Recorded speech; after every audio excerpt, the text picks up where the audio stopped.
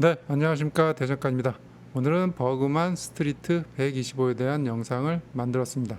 자, 24년식이 나왔는데 제가 예전에 요거 잠깐 언급을 할 때 제가 예상가가 한 350만 원 정도였었는데 제 예상을 뒤엎고 가격이 아주 좋게 나왔습니다. 여기 홈페이지에 보면 가격이 309만 원에 나왔어요.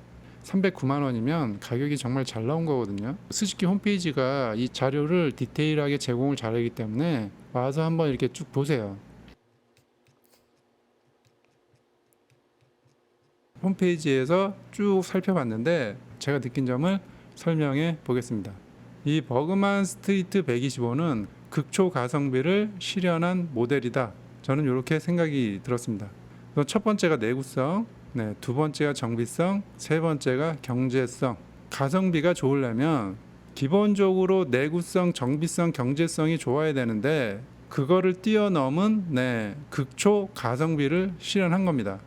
자, 내구성부터 설명을 드릴게요.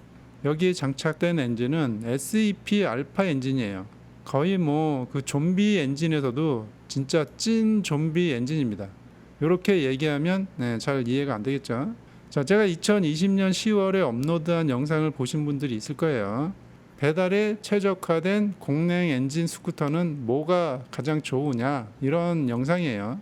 그 당시에 SCR 110 알파, 올류 어드레스 125, 벤리 110 요 세 가지로 평가를 했는데 그 중에서 제가 올류 어드레스 125를 추천을 했죠.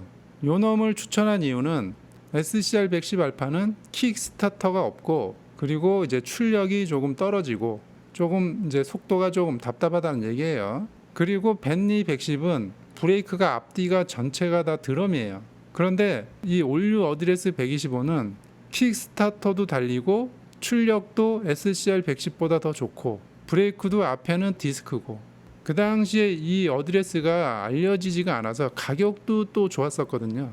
그래서 제가 이 올류 어드레스 125를 이 세 기종 중에서 요거를 추천을 해드렸어요. 배달 대행할 때 4,500만 원짜리 오토바이가 부담스럽다 하면 요거를 구입하라고 알려드린 거예요. 그래서 이제 많은 분들이 이걸 구입을 하고 이제 댓글도 많이 달리고 그랬어요. 요런 오토바이가 있었는지 몰랐다, 이런 경우도 많고. 그래서 좌우간 그 당시에 제가 그러면은 뭘 믿고 얘를 추천을 했느냐? 저는 이 엔진의 족보를 알고 있었거든요. 자, 이 엔진의 족보가 어디서 왔냐면 넥스 125부터 시작이 돼요. 그래서 요게 익사이트로 오고 익사이트에서 올류 어드레스로 온 거예요. 이 익사이트 125도 오토바이가 좋은데 요거 이제 롯데리아에도 좀 납품되고 그랬죠.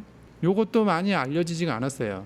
SCR 110이 워낙 H사에서 홍보나 마케팅 이런 걸 잘하니까 좀 가려져 있었죠. 그래서 익사이트도 많이 좀 가려져 있었고 올류 어드레스도 사실 좀 많이 가려져 있었어요. 그런데 여기에 장착된 엔진이 무늬만 좀비 엔진이 아니고 진짜 좀비 엔진입니다. 요거는 2020년 11월에 나온 기사예요. 그러니까 개인이 블로그에 올린 글이 아니라는 얘기예요. 출처는 여기고. 이 기사의 내용은 뭐냐면 이 배달하는 아저씨가 이 어드레스를 구입하고서 2년 동안 20만 킬로를 운행을 했는데 무보링으로 주행을 했다는 얘기입니다. 이 오토바이를 수거를 해서 진위 여부를 판독을 했는데 실제로 20만 킬로를 무보링으로 주행을 한 걸로 나왔어요. 그러니까 계기판을 조작을 할 수도 있고 또는 엔진 부품을 교환할 수도 있잖아요. 피스톤이나 실린더 이런 것도 교환할 수도 있고. 그래서 이제 그런 것들을 다 확인을 했는데 사실로 밝혀져서 스즈키에서 이분한테 신차 오토바이를 주고 연구용으로 이제 가져와서 테스트를 하는 사진이에요, 이게. 그래서 이걸 이제 다 바뀌어서 일반적인 테스트, 출력 테스트 여러 가지를 했는데 이제 엔진 분해해서 마모도도 측정하고, 왜냐하면 실제 일반인이 20만 킬로를 주행을 한 상태에서 엔진의 어떤 마모도를 측정을 하면 많은 데이터를 확보할 수가 있거든요. 피스톤 링에 살짝 마모가 있어서 그거 외에는 정상 범위에 다 있었다는 얘기예요. 그리고 엔진에 이제 누유도 없고 2년 20만 킬로 무보링 주행이 이게 쉬운 일이 아니거든요. 125급 바이크는 바이크 중에서 피로도가 가장 심해요. 배기량이 올라갈수록 피로도가 낮은데 125급은 피로도가 가장 심해요.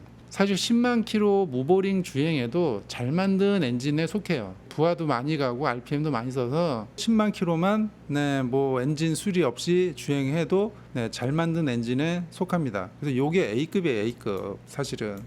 그런데 20만 킬로를 무보링을 주행을 하면 정말 잘 만든 엔진이다. 이거는 SS급이에요.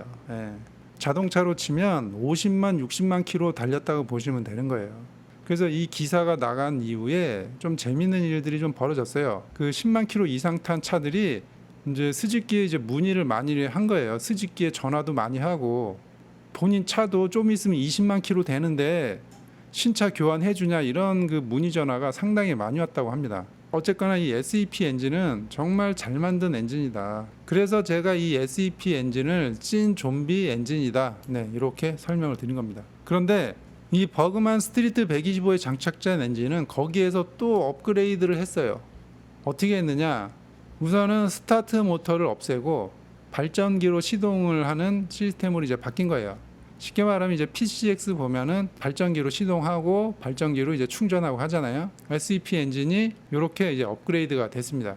그리고 홈페이지에 보면 이 실린더 헤드 쪽, 실린더 헤드 쪽도 밸브라든가 흡기 배기의 그 라인 각도도 곡선으로 바뀌어 있거든요. 그래서 그거는 홈페이지에 가서 참고하시기 바랍니다. 그래서 이 SEP 엔진의 내구성은 뭐 SS급이다. 이렇게 보시면 될 것 같습니다.